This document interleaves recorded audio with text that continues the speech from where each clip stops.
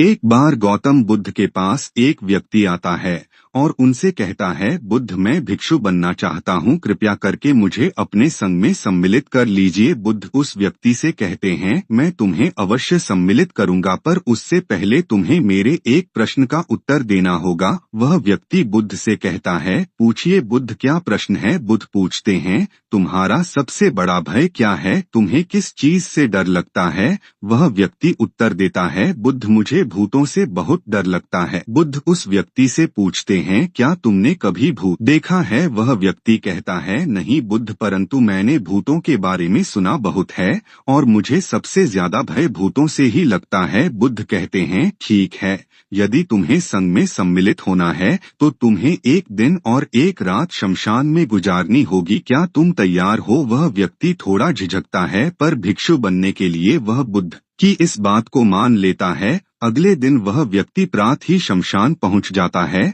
और देखता है कि कुछ देर में ही वहां एक अर्थी प्रवेश करती है। यह अर्थी एक नौजवान की थी जिसके साथ उसके बहुत सारे दुखी परिजन थे। कुछ देर बाद शमशान में एक और अर्थी आती है और इस अर्थी के परिजन भी कुछ दुखी थे और कुछ दुखी होने का नाटक कर रहे थे। पूरे दिन में वहां कई अर्थियां आती है, जलाया जाता है और वह व्यक्ति सभी को बड़े ध्यान से देखता है। रात होती है और व्यक्ति का डरना शुरू हो जाता है। जैसे जैसे रात गहरी होती जाती है उसका भय बढ़ता जाता है। हल्की सी आहट भी उसे एकदम से दहला देती है। पेड़ के पत्तों की सरसराहट भी उसे ऐसा महसूस करवाती है जैसे उसकी तरफ कोई बढ़ रहा है। पर जब वह पीछे मुड़कर देखता है तो उसे कुछ नहीं दिखता। पूरी रात वह सो नहीं पाता। जैसे तैसे करके वह रात काटता है। अगले दिन सुबह होते ही वह दौड़ा दौड़ा बुद्ध के पास जाता है और उनसे कहता है, बुद्ध, मैंने पूरा एक दिन और एक रात शमशान में बिता ली है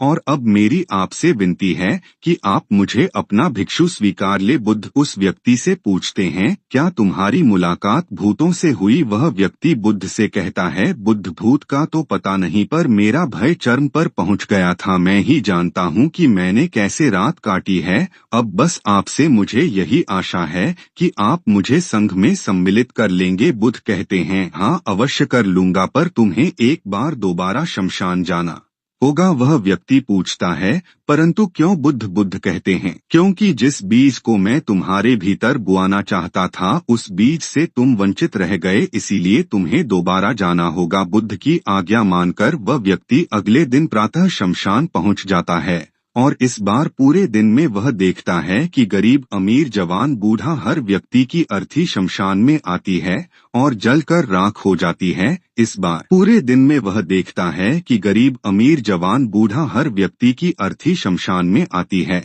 और जलकर राख हो जाती है। इस बार वह व्यक्ति शमशान में लोगों के तरह तरह के बर्ताव देखता है। कोई वास्तव में दुखी था, कोई दुखी होने का नाटक कर रहा था, कोई ज्ञानवर्धक बातें कर रहा था तो कोई तो अपनी हंसी रोक रहा था। वह व्यक्ति इन लोगों के बर्ताव को देखते देखते अपने ख्यालों में खो जाता है और अर्थ के बारे में सोचने लगता है और सोचता सोचता वह अपने ख्यालों में इतना गहरा उतर जाता है कि वह देखता है कि शमशान में एक अर्थी प्रवेश करती है, जिस अर्थ पर वह व्यक्ति खुद लेटा होता है और उस व्यक्ति के साथ उसके भाई, उसके पिता और परिजन होते हैं। कुछ लोग बहुत दुखी होते हैं तो कुछ लोग दुखी होने का नाटक कर रहे होते हैं। वह व्यक्ति अर्थी से उठने का प्रयास करता है पर उठ नहीं पाता। वह अपने पिता और भाई को इशारा करने का प्रयास करता है, उन्हें बताने का प्रयास करता है कि वह जिंदा है, पर वह यह कर नहीं पाता। व्यक्ति सब कुछ देख रहा होता है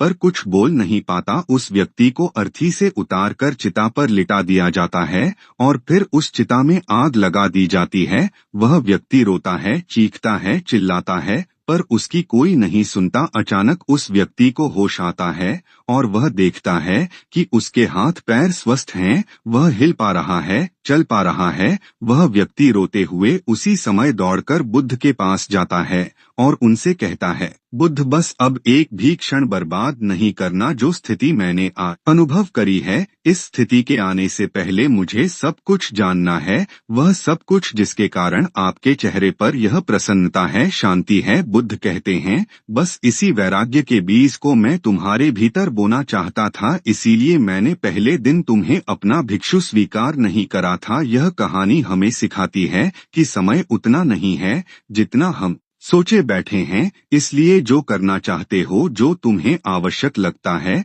उसे कर दो, वरना पछताने के लिए भी आपको समय नहीं मिलेगा।